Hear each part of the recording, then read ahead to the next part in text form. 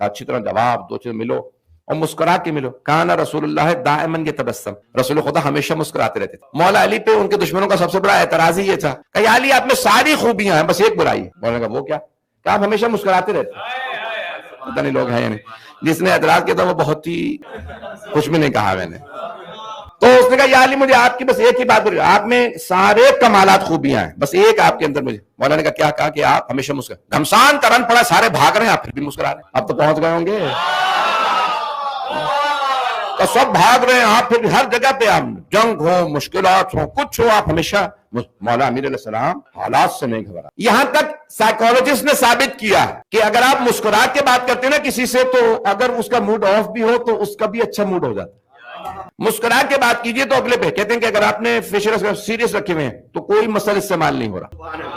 مسکرائیں تو فیشل سارے مسلز استعمال ہوتے ہیں. یہاں تک سائیکالوجسٹ نے ثابت کیا کہ اگر آپ ٹیلی فون پہ بھی ہیں نا کسی سے، وہ آپ کو دیکھ نہیں رہا تو اسے پتا چل جاتا ہے کہ یہ مسکرا کے بات کر رہا ہے، یہ اس کا موڈ آف ہے. ہیلو، اسے پتا چل جائے گا. پتہ نہیں ہے یا نہیں. فون پہ بھی اگر آپ چہرہ بنا کے گئے نا اس پر ابھی یہ لوگ بیٹھا، اسے پتا چل جائے گا اس کا موڈ آف ہے. اگر آپ کے ہیلو یقین مانے اس پہ بھی پازیٹیو اثر ہوگا.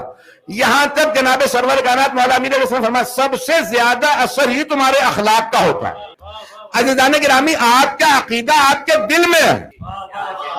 آپ اللہ کو مانتے ہیں، دنیا کو نہیں پتا مانتا ہے نہیں مانتا، کتنا مانتا ہے، پہلے درجے والا ہے یا 10ویں درجے والا، کسی کو نہیں معلوم. توحید کا عقیدہ کیسا، عدل کا عقیدہ کیسا، نبوت کو کہاں تک مانتا ہے، رسول خدا کے کتنے درجات مانتا ہے، امامت کا قائل ہے یا نہیں، ولایت کا عقیدہ پکا پختہ ہے یا ضعیف ہے، اسے آپ کے عقیدے کا نہیں پتا. وہ آپ کے صرف اخلاق کو دیکھ رہا ہے، یہاں تک کہ آپ کے عمل کو نہیں دیکھ رہا. نماز پڑھ رہے ہیں تو آپ کی نماز اپنی ہے نہیں ہے. لوگ بھئی آپ کا عقیدہ اپنا، قیامت کو مانتے ہیں، قرآن کو مانتے ہیں، اہل بیت کو مانتے ہیں، انہیں کچھ نہیں پتا. نماز پڑھتے ہیں یا نہیں پتا، روزہ رکھا کہ نہیں، حج پہ گیا یا نہیں، زیارات پہ جاتا ہے یا نہیں، خمس و زکات کچھ نہیں پتا، وہ صرف اخلاق دیکھ رہے.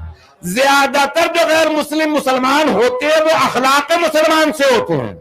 قرآن کریم ہے لو كنت غضا فليظ القلب لانفضوا من حولك. اے میرے حبیب اگر آپ کرخت مزاج تلخ مزاج ہوتے تو یہ سب چھوڑ کے چلے جاتے ہیں.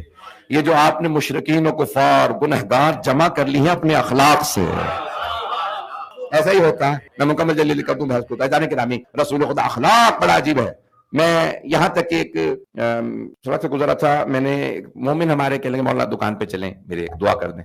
میں نے کہا بھائی میں نے امامہ بقوا پہنا ہوا ہے، بازار ہے، وہ سٹی سینٹر ہے، مناسب نہیں ہے، آج کل حالات اچھے نہیں.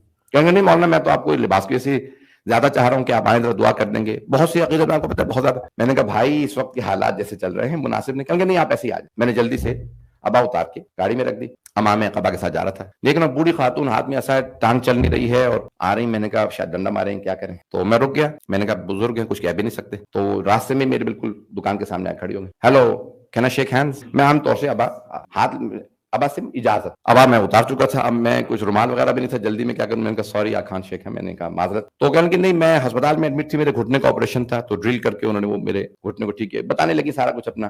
کہنے کہ وہاں جو وارڈ تھا اس میں ایک مسلمان مرد بھی ایڈمٹ تھا، بوڑھا تھا. تو وہ ایک عورت تھی، اس کو حجاب پہنا نہیں آتا تھا. کہنے کہ وہ عورت تھی، وہ آتی تھی کور کر کے اپنے آپ کو. تو وہ جب اس کو پھل کاٹ کے دیتی تھی مجھے بھی پھل دیتی تھی. تو میں نے سے پوچھا مجھے پھل کیوں دیتی ہو. کہنے کہ میں جس مسجد میں جاتی ہوں نا وہاں کے مولانا نے بتایا کہ ہمسائے کا حق ہوتا ہے، چاہے وہ ہسپتال کے بستر کا ہمسایہ ہو، چاہے دسترخوان پہ ہمسایہ ہو. پتہ نہیں لوگ ہے یا نہیں.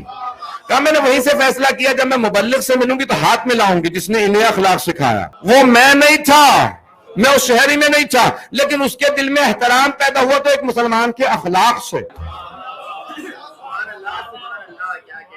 میں جناب سلمان فارسی کا پڑھنا چاہ رہا تھا لیکن مجھے لگتا ہے کہ وقت نہیں رہا ہے، نہیں کیونکہ تفصیل ہے، مجھے تفصیل سے بیان کرنا ہے. تو اجانے گرامی یہ چھوٹی چھوٹی اخلاق کی چیزیں. ایک سننے حافظ قرآن کہنے لگے کہ میں ایک بس میں ایک ہی اپنے گھر سے نکلتا، وہی بس آتی تھی. یو کے میں آپ کو پتا بسوں پبلک ٹرانسپورٹ کا، خاص طور سے London 80% public travels with public transport, 80% ہماری پبلک. ہمارے پارکنگ کے بہت زیادہ مسائل ہیں، چھوٹے پرانا شہر ہے. تو کہنے کہ میں اپنے چوغے میں ٹوپی میں وہیں سے جاتا تھا ڈیلی. عام طور سے وہی بس ڈرائیور ہوتا تھا، ظہر پڑھانے جا رہا ہوں. تو کہنے کہ میں نے ایک دن 2-2.5 سال ہو گئے تھے، ایک دن اس کو ٹکٹ لینے کے لیے کچھ پیسے دیے. اس نے چینج دیا، میں نے دیکھا تو اس میں 20p، یہاں کیا کہتے ہیں سینٹس. تو اب وہ 100 پینس کے جو ہے وہ 1 پاؤنڈ بنتا ہے، تو 20p کا سکہ زیادہ تھا. تو کہنے لگا میں نے سکہ لیا، میں نے کہا ہو یہ 20 پہ اس نے 20 سینٹ مثال کے طور پہ، یا آپ کے 40 سینٹس میں نے 35 سینٹس یہ زیادہ دے دیے اس نے، واپس کر دیتا ہوں. کہیں پھر میں نے خود ہی کہا اتنا میں نے ٹیکس دیا، 20p اگر آئے گا تو کیا ہو گیا، چلیں گے، مکمل کروں یا رہنے دوں. تو کہنے میں نے سوچا 20 اتنا ٹیکس دیا، 20p اگر واپس آ گئے تو یہ حکومت کی تو بسیں، کون سی پرائیویٹ بسیں. تو حافظہ کہنے لگے میں نے سوچا 20p آگے کوئی بات نہیں. پھر کہنے لگے نہیں واپس کر دینے چاہیے ٹیکس سے کیا چرانا. پھر میں نے سوچا بھی انگریزوں نے پوری دنیا لوٹی، مسلمان لوٹ کے لائے، ہمارے ملکوں سے لوٹ لاٹ کے لائے، اگر 20p میں نے نکال ہی لیے اتنے لوٹے ہوئے پیسے میں سے، تو میں نے کون سا کوئی تیر مار دیا کسی کو. تو کیا میں نے پھر سوچا، پھر کہنے لگے نہیں واپس کر دینے چاہیے، جیسے بھی ہوں اب یہاں پہ ہم رہ رہے ہیں، ان کا اخلاق ہمارے سے صحیح ہے، ہمیں بھی تو بینیفٹس ملتے ہیں، ہم لوگ تو اتنا ٹیکس دیتے بھی نہیں ہیں. پھر میں نے سوچا کہ دیتے بھی تو کافر دیتے ہیں، ہمارے ملکوں پہ حملے کر رہے ہیں، اتنی جنگیں ہو رہی ہیں، لعنتوں کو 20p زیادہ آ گئے.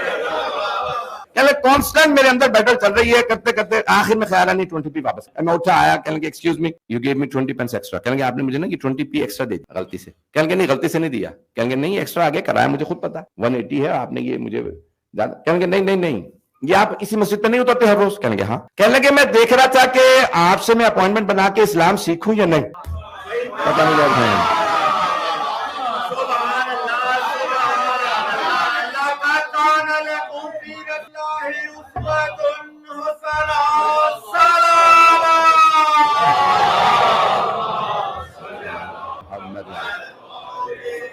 لوگ ہیں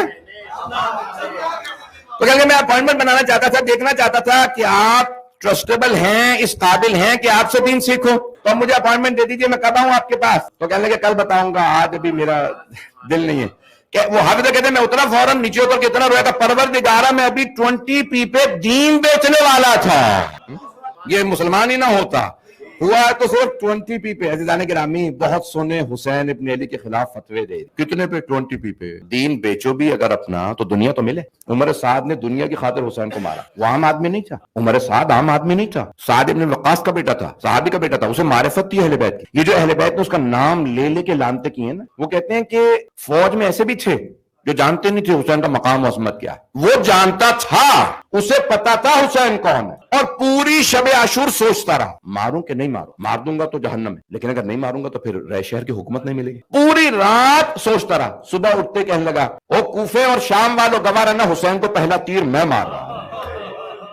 پہلا تیر اس نے خود مارا. اہل بیت نے نام، کچھ لوگوں کے نام لے کے لعنت، ان میں سے عمر سعد، اور کہا یہ اتنا ملعون تھا، اسے سب پتا تھا کہ حسین کی عظمت کیا ہے، جنت کا سردار حسین، نواسہ رسول، دوش رسالت کا سوار، علی و بطول کا لال، کہا اسے سب پتا تھا. اور آپ نے اکثر سنا ہوگا کہ مقتل میں، مجھ سے بھی میں نے بھی پڑھا، آپ نے اکثر علماء سے سنا ہوگا کہ جب جناب زینب تشریف لائیں مقتل میں، تو بی بی نے آواز دے کے کہا اے پسر سعد تو دیکھ رہا اور حسین کو مارا جا رہا. تو بہت سے لوگ کہتے ہیں کیوں اس کا نام لیا بی بی نے؟ نام نہیں لینا چاہیے تھا. بی بی نے صرف اس کا نام لیا کیونکہ بی بی جانتی تھی اسے پتا ہے حسین کون ہے، شاید یہ روک دے. اور پسر ساتھ روک یہ مار رہے ہیں حسین کو. اس نے منہ پھیر لیا، کہا نہیں مجھے رہ شہر کی حکومت چاہیے، میں حسین کو مار دوں. اللہ نے کہا پھر تجھے رہ شہر بھی نہیں ملے گا. خسر کیا کہا اس نے؟ پھر خسر تو دنیا میں دنیا اور آخرت دونوں خسارہ، نہ دنیا ملی نہ آخرت. آخرت چلی گئی، حسین کو مار دیا. اتنی نماز سب کچھ کر لیا میں نے، نمازیں پڑھی سب کچھ، لیکن حسین کو مارا. میں نے آخرت تباہ، خود ہی کہتا تھا، خود کہتا تھا کہ میں نے سب کچھ تباہ کر دیا، دنیا اور آخرت. توبہ نہیں کی پھر بھی اہل بیت پہ جب پتھر برسائے گئے تو ان میں بھی کھڑا رہا ہر جگہ پہ. عزیزان گرامی عیسائیوں کوشش بڑی اہم ہے.